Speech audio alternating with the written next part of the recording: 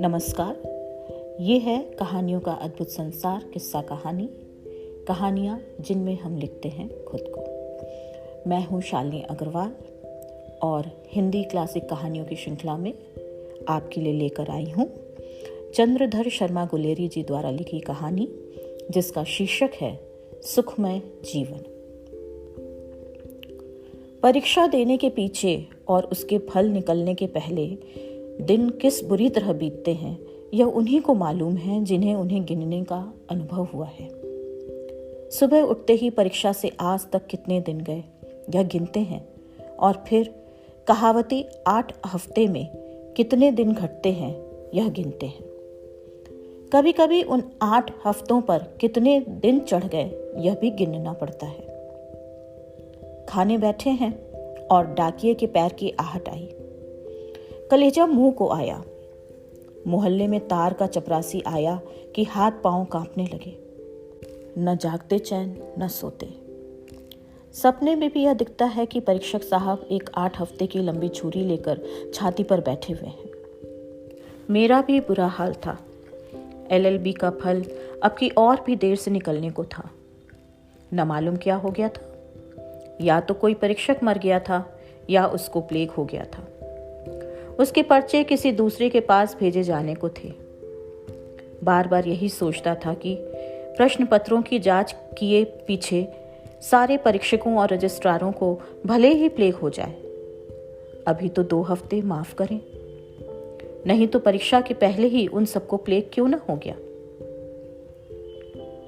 रात भर नींद नहीं आई थी, सिर घूम रहा था।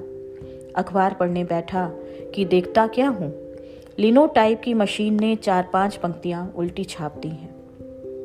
बस अब नहीं सहा गया। सोचा कि घर से निकल चलो, बाहर ही कुछ जी बहलेगा। लोहे का घोड़ा उठाया कि चल दिए। 3-4 मील जाने पर शांति मिली। हरे हरे खेतों की हवा, कहीं पर चिड़ियों की चहचह और कहीं कुओं पर खेतों को सींचते हुए किसानों का सुरीला गाना, कहीं देवदार के पत्तों की सोंधी बास और कहीं उनमें हवा का सीसी करके बजना। सबने मेरे परीक्षा के भूत की सवारी को हटा दिया। बाइसिकल भी गजब की चीज है, न दाना मांगे न पानी, चलाए जाइए जहां तक पैरों में दम हो। सड़क में कोई था ही नहीं। कहीं कहीं किसानों के लड़के और गांव के कुत्ते पीछे लग जाते थे। मैंने बाइसिकल को और भी हवा कर दिया। सोचा था कि मेरे घर सितारपुर से 15 मील पर काला नगर है। वहां की मलाई की बर्फ अच्छी होती है और वहीं मेरे एक मित्र रहते हैं। वे कुछ सनकी हैं। कहते हैं कि जिसे पहले देख लेंगे उससे विवाह करेंगे। उनसे कोई विवाह की चर्चा करता है तो अपने सिद्धांत के मंडल का व्याख्यान देने लग जाते हैं। चलो उन्हीं से सिर खाली करें। ख्याल पर ख्याल बंधने लगा। उनके विवाह का इतिहास याद आया। उनके पिता कहते थे कि सेठ गणेश लाल की इकलौती बेटी से अब की छुट्टियों में तुम्हारा ब्याह कर देंगे। पड़ोसी कहते थे कि सेठ जी की लड़की कानी और मोटी है और 8 ही वर्ष की है। पिता कहते थे कि लोग जलकर ऐसी बातें उड़ाते हैं, और लड़की वैसी भी हो तो क्या, सेठ जी के कोई लड़का है नहीं। 20-30 हजार का गहना देंगे। मित्र महाशय मेरे साथ साथ डिबेटिंग क्लबों में बाल विवाह और माता पिता की जबरदस्ती पर इतने व्याख्यान झाड़ चुके थे कि अब हमारे लज्जा के साथियों में मुंह नहीं दिखाते थे, क्योंकि पिताजी के सामने ची करने की हिम्मत नहीं थी। व्यक्तिगत विचार से साधारण विचार उठने लगे। हिंदू समाज ही इतना सड़ा हुआ है कि हमारे उच्च विचार चल नहीं सकते। अकेला चना भाड़ नहीं फोड़ सकता। हमारे सद्विचार एक तरह के पशु हैं जिनकी बलि माता पिता की जिद और हट की वेदी पर चढ़ाई जाती है। भारत का उद्धार तब तक नहीं हो सकता। फिस एकदम अर्श से फर्श पर गिर पड़े। बाइसिकल की फूंक निकल गई। कभी गाड़ी नाव पर, कभी नाव गाड़ी पर। पंप साथ नहीं थी और नीचे देखा तो जान पड़ा कि गांव के लड़कों ने सड़क पर ही कांटों की बाड़ लगाई है। उन्हें भी 2 गालियां दी, पर उससे तो पंक्चर सुधरा नहीं। कहां तो भारत का उद्धार हो रहा था और कहां अब काला नगर तक इस चरखे को खींच ले जाने की आपत्ति से कोई निस्तार नहीं दिखता। पास के मील के पत्थर पर देखा कि काला नगर यहां से 7 मील है। दूसरे पत्थर के आते आते मैं बेदम हो लिया था। धूप जेठ की और कंकरीली सड़क, जिसमें लदी हुई बैलगाड़ियों की मार से 6-6 इंच शक्कर की सी बारीक पिसी हुई सफेद मिट्टी बिछी हुई। काले पेटेंट लेदर के जूतों पर 1-1 इंच सफेद पॉलिश चढ़ गई। लाल मुंह को पोंछते पोंछते रुमाल भीग गया और मेरा सारा आकार सभ्य विद्वान का सा नहीं, वरन सड़क कूटने वाले मजदूर का सा हो गया। सवारियों के लिए हम लोग इतने गुलाम हो गए हैं कि 2-3 मील चलते ही छठी का दूध याद आने लगता है। बाबूजी, क्या बाइसिकल में पंक्चर हो गया? एक तो चश्मा, उस पर रेत की तह जमी हुई, उस पर ललाट से टपकते हुए पसीने की बूंदें, गर्मी की चिढ़ और काली रात सी लंबी सड़क। मैंने देखा ही नहीं था कि दोनों ओर क्या है। यह शब्द सुनते ही सिर उठाया तो देखा कि एक 16-17 वर्ष की कन्या सड़क के किनारे खड़ी है। हाँ, हवा निकल गई है और पंक्चर भी हो गया है। पंप मेरे पास है नहीं। काला नगर बहुत दूर तो है नहीं, अभी जा पहुंचता हूं। अंत का वाक्य मैंने केवल ऐंठ दिखाने के लिए कहा था। मेरा जी जानता था कि 5 मील 500 मील कैसे दिख रहे थे। इस सूरत से तो आप काला नगर क्या कलकत्ते पहुंच जाएंगे। जरा भीतर चलिए, कुछ जल पीजिए। आपकी जीभ सूख कर तालू से चिपक गई होगी। चाचा जी की बाइसिकल में पंप है और हमारा नौकर गोविंद पंक्चर सुधारना भी जानता है। नहीं नहीं नहीं नहीं, क्या? हाँ हाँ, यूं कहकर बालिका ने मेरे हाथ से बाइसिकल छीन ली और सड़क की तरफ खोली। मैं भी उसके पीछे चला। देखा कि एक कटीली बाड़ से घिरा बगीचा है जिसमें एक बंगला है। यहीं पर कोई चाचा जी रहते होंगे, परंतु यह बालिका कैसी? मैंने चश्मा रुमाल से पोंछा और उसका मुंह देखा। पारसी चाल की गुलाबी साड़ी के नीचे चिकने काले बालों से घिरा हुआ उसका मुखमंडल दमकता था और उसकी आंखें मेरी ओर कुछ दया, कुछ हंसी और विस्मय से देख रही थी। बस पाठक, ऐसी आंखें मैंने कभी नहीं देखी थी। मानो वो मेरे कलेजे को घोल कर पी गई। एक अद्भुत कोमल शांत ज्योति उनमें से निकल रही थी। कभी एक तीर में मारा जाना सुना है? कभी एक निगाह में हृदय बेचना पड़ा है? कभी तारा मैत्रक और चक्षु मैत्र नाम आए हैं? मैंने एक सेकंड में सोचा और निश्चय कर लिया कि ऐसी सुंदर आंखें त्रिलोकी में न होंगी, और यदि किसी स्त्री की आंखों को प्रेम बुद्धि से कभी देखूंगा तो इन्हीं को। आप सितारपुर से आए हैं? आपका नाम क्या है? मैं जयदेव शरण वर्मा हूं। आपके चाचा जी? ओहो, बाबू जयदेव शरण वर्मा, बीए, जिन्होंने सुखमय जीवन लिखा है। मेरा बड़ा सौभाग्य है कि आपके दर्शन हुए। मैंने आपकी पुस्तक पढ़ी है और चाचा जी तो उसकी प्रशंसा बिना किए एक दिन भी नहीं जाने देते। वे आपसे मिलकर बहुत प्रसन्न होंगे। बिना भोजन किए आपको न जाने देंगे, और आपके ग्रंथ को पढ़ने से हमारा परिवार सुख कितना बढ़ा है, इस पर कम से कम 2 घंटे तक व्याख्यान देंगे। स्त्री के सामने उसके नैहर की बड़ाई कर दे और लेखक के सामने उसके ग्रंथ की। यह प्रिय बनने का अमोघ मंत्र है। जिस साल मैंने बीए पास किया था उस साल कुछ दिन लिखने की धुन उठी थी। लॉ कॉलेज के फर्स्ट ईयर में सेक्शन और कोर्ट की परवाह न करके एक सुखमय जीवन नामक पोथी लिख चुका था। समालोचकों ने आड़े हाथों लिया था और वर्ष भर में 17 प्रतियां बिकी थी। आज मेरी कदर हुई कि कोई उसका सराहने वाला तो मिला। इतने में हम लोग बरामदे में पहुंचे, जहां पर कंटोप पहने, पंजाबी ढंग की दाढ़ी रखे एक अधेड़ महाशय कुर्सी पर बैठे पुस्तक पढ़ रहे थे। बालिका बोली, चाचा जी, आज आपके बाबू जयदेव शरण वर्मा बीए को साथ लाई हूं। इनकी बाइसिकल बेकाम हो गई है। अपने प्रिय ग्रंथकार से मिलाने के लिए कमला को धन्यवाद मत दीजिए उनके पंप भूलाने को। वृद्ध ने जल्दी ही चश्मा उतारा और दोनों हाथ बढ़ाकर मुझसे मिलने के लिए पैर बढ़ाए। कमला, जरा अपनी माता को बुला ला।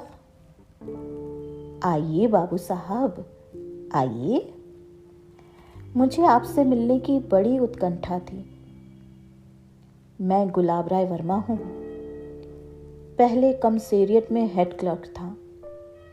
अब पेंशन लेकर इस एकाक स्थान में रहता हूं। 2 गौ रखता हूं और कमला तथा उसके भाई प्रबोध को पढ़ाता हूं। मैं ब्रह्म समाजी हूं। मेरे यहां पर्दा नहीं है। कमला ने हिंदी मिडिल पास कर लिया है। हमारा समय शास्त्रों के पढ़ने में बीतता है। मेरी धर्मपत्नी भोजन बनाती और कपड़े सी लेती है। मैं उपनिषद और योग वासिष्ठ का तजुर्मा पढ़ा करता हूँ। स्कूल में लड़के बिगड़ जाते हैं, प्रबोध को इसलिए घर पर पढ़ाता हूँ। इतना परिचय दे चुकने पर वृद्ध ने श्वास लिया। मुझे इतना ज्ञान हुआ कि कमला के पिता मेरी जाति के ही हैं। जो कुछ उन्होंने कहा था उसकी ओर मेरे कान नहीं थे। मेरे कान उधर थे जिधर से माता को लेकर कमला आ रही थी। आपका ग्रंथ बड़ा ही अपूर्व है। दाम्पत्य सुख चाहने वालों के लिए लाख रुपए से भी अनमोल है। धन्य है आपको। स्त्री को कैसे प्रसन्न रखना, घर में कलह कैसे नहीं होने देना, बाल बच्चों को क्यों कर सच्चरित्र बनाना, इन सब बातों में आपके उपदेश पर चलने वाला पृथ्वी पर ही स्वर्ग सुख भोग सकता है। पहले कमला की मां और मेरी कभी कभी खटपट हो जाया करती थी। उसके ख्याल अभी पुराने ढंग के हैं, पर जब से मैं रोज भोजन पीछे उसे आध घंटे तक आपकी पुस्तक का पाठ सुनाने लगा हूं, तब से हमारा जीवन हिंडोले की तरह झूलते झूलते बीतता है। मुझे कमला की मां पर दया आई, जिसको वह कूड़ा करकट रोज सुनना पड़ता होगा। मैंने सोचा कि हिंदी के पत्र संपादकों में यह बूढ़ा क्यों न हुआ। यदि होता तो आज मेरी तूती बोलने लगती। आपको गृहस्थ जीवन का कितना अनुभव है। आप सब कुछ जानते हैं। भला इतना ज्ञान कभी पुस्तकों में मिलता है? कमला की मां कहा करती थी कि आप केवल किताबों के कीड़े हैं, सुनी सुनाई बातें लिख रहे हैं। मैं बार बार यह कहता था कि इस पुस्तक के लिखने वाले को परिवार का खूब अनुभव है। धन्य है आपकी सहधर्मिणी। आपका और उसका जीवन कितना सुख से बीतता होगा। और जिन बालकों के आप पिता हैं, वे कैसे बड़भागी हैं कि सदा आपकी शिक्षा में रहते हैं। आप जिससे पिता का उदाहरण देखते हैं। कहावत है कि वैश्या अपनी अवस्था कम दिखाना चाहती है और साधु अपनी अवस्था अधिक दिखाना चाहता है। भला ग्रंथकार का पद इन दोनों में से किसके समान है?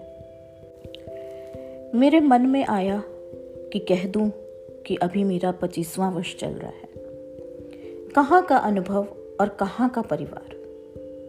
फिर सोचा कि ऐसा कहने से ही मैं वृद्ध महाशय की निगाहों से उतर जाऊंगा और कमला की मां सच्ची हो जाएगी कि बिना अनुभव के छोकरे ने गृहस्थ के कर्तव्य धर्मों पर पुस्तक लिख मारी है। यह सोचकर मैं मुस्कुरा दिया और ऐसी तरह मुंह बनाने लगा कि वृद्ध समझा कि अवश्य मैं संसार समुद्र में गोते मारकर नहाया हुआ हूं। वृद्ध ने उस दिन मुझे जाने नहीं दिया। कमला की माता ने प्रीति के साथ भोजन कराया और कमला ने पान ला कर दिया। न मुझे अब काला नगर की मलाई की बर्फ याद रही, न सन की मित्र की। चाचा जी की बातों में भी सैकड़े 70 तो मेरी पुस्तक और उनके रामबाण लाभों की प्रशंसा थी, जिसको सुनते सुनते मेरे कान दुख गए। फिर सैकड़े 25 वह मेरी प्रशंसा और मेरे पति जीवन और पितृ जीवन की महिमा गा रहे थे। काम की बात 20वां हिस्सा थी, जिससे मालूम पड़ा कि अभी कमला का विवाह नहीं हुआ। उसे अपनी फूलों की क्यारी को संभालने का बड़ा प्रेम है। सखी के नाम से महिला मनोहर मासिक पत्र में लेख भी दिया करती है। सायंकाल को मैं बगीचे में टहलने निकला। देखता क्या हूं, एक कोने में केले के झाड़ों के नीचे मोतिये और रजनीगंधा की क्यारियां हैं और कमला उनमें पानी दे रही है। मैंने सोचा कि यही समय है, आज मरना है या जीना है।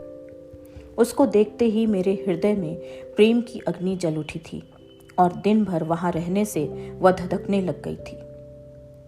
2 ही पहर में मैं बालक से युवा हो गया था। अंग्रेजी महाकाव्यों में, प्रेममय उपन्यासों में और कोर्स के संस्कृत नाटकों में जहां जहां प्रेमिका प्रेमिक का वार्तालाप पढ़ा था, वहां वहां का दृश्य स्मरण करके वहां वहां के वाक्यों को गोख रहा था। पर यह निश्चय नहीं कर सका कि इतने थोड़े परिचय पर भी बात कैसे करनी चाहिए। अंत में अंग्रेजी पढ़ने वालों की धृष्टता ने आर्य कुमार की शालीनता पर विजय पाई और चपलता कहिए, बेसमझी कहिए, ढीठपन कहिए, पागलपन कहिए, मैंने दौड़कर कमला का हाथ पकड़ लिया। उसके चेहरे पर सुर्खी दौड़ गई और डोलची उसके हाथ से गिर पड़ी। मैं उसके कान में कहने लगा, आपसे एक बात कहनी है। क्या? यहां कहने की कौन सी बात है? जब से आपको देखा है तब से। बस चुप करो, ऐसी धृष्टता। अब मेरा वचन प्रवाह उमड़ चुका था। मैं स्वयं नहीं जानता था कि मैं क्या कर रहा हूं, पर लगा बकने। प्यारी कमला, तुम मुझे प्राणों से बढ़कर हो।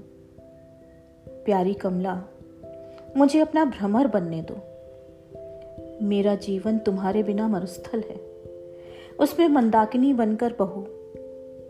मेरे जलते हुए हृदय में अमृत की पट्टी बन जाओ। जब से तुम्हें देखा है मेरा मन मेरे अधीन नहीं है। मैं तब तक शांति न पाऊंगा जब तक तुम। कमला जोर से चीख उठी और बोली, आपको ऐसी बातें कहते लज्जा नहीं आती? धिक्कार है आपकी शिक्षा को और धिक्कार है आपकी विद्या को। इसी को आपने सभ्यता मान रखा है कि अपरिचित कुमारी से एकांत ढूंढकर ऐसा घृणित प्रस्ताव करें। तुम्हारा यह साहस कैसे हो गया? तुमने मुझे क्या समझ रखा है? सुखमय जीवन का लेखक और ऐसा घृणित चरित्र? चिल्लू भर पानी में डूब मरो। अपना काला मुंह मत दिखाओ, अभी चाचा जी को बुलाती हूं। मैं सुनता जा रहा था। क्या मैं स्वप्न देख रहा हूं? यह अग्नि वर्षा मेरे किस अपराध पर?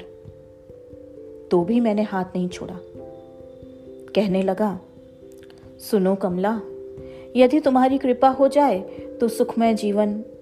देखा तेरा सुखमय जीवन, आस्तीन के सांप, पापात्मा। मैंने साहित्य सेवी जानकर और ऐसे उच्च विचारों का लेखक समझकर तुझे अपने घर में घुसने दिया और तेरा विश्वास और सत्कार किया था।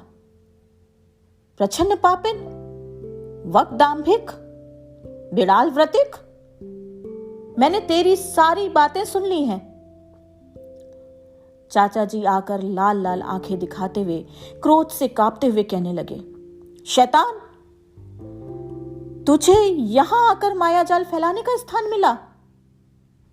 उफ, मैं तेरी पुस्तक से छला गया। पवित्र जीवन की प्रशंसा में फार्मों के फार्म काले करने वाले, तेरा ऐसा हृदय, कपटी, विष के घड़े। उनका धारा प्रभाव बंद ही नहीं होता था, पर कमला की गालियां और थीं और चाचा जी की और। मैंने भी गुस्से में आकर कहा, बाबू साहब, जबान संभाल कर बोलिए। आपने अपनी कन्या को शिक्षा दी है और सभ्यता सिखाई है। मैंने भी शिक्षा पाई है और कुछ सभ्यता सीखी है। आप धर्म सुधारक हैं। यदि मैं उसके गुण रूपों पर आसक्त हो गया तो अपना पवित्र प्रणय उसे क्यों न बताऊं?